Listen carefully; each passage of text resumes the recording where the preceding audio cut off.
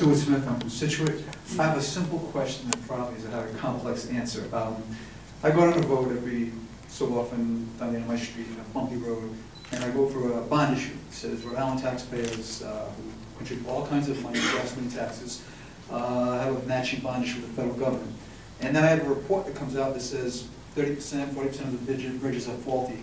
Why can't government, what happens to the money when the taxpayers spend millions and billions of dollars heads to the coffers of Washington, D.C., and then the bridges and roads don't get fixed?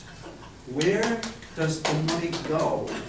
You know, there's a huge gap, you know, and, you know. So, you're right. Many of our infrastructure projects are funded through the gas tax, and Rhode Island has been traditionally a donee state. Is either a donor state or a donee state, and if you're a donee state, you're actually getting more in return on the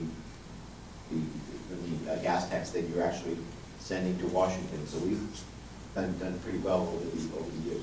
The problem is, of course, is that the gas tax, as cars have become more fuel efficient, which I applaud, that's great, but you're bringing in then less revenue because you're selling less gas.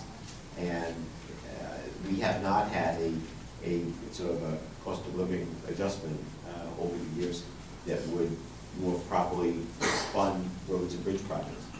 The other thing that we have not been able to pass a transportation bill.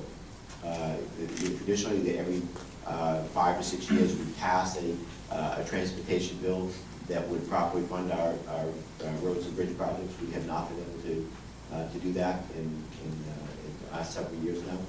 And so we don't have enough resources coming in for roads and bridge projects.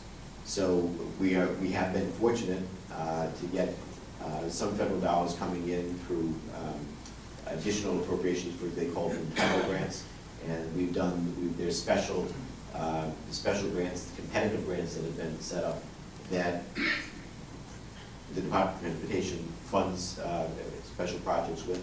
For example, we had a couple of type of grants that helped us to fund infrastructure projects at Quonset recently. Also, we've used Tiger grants to purchase a couple of cranes that have been used both at the Port of Providence and in Quonset-Davisville. They're actually mobile cranes, so they can be either used in Providence or in Quonset-Davisville.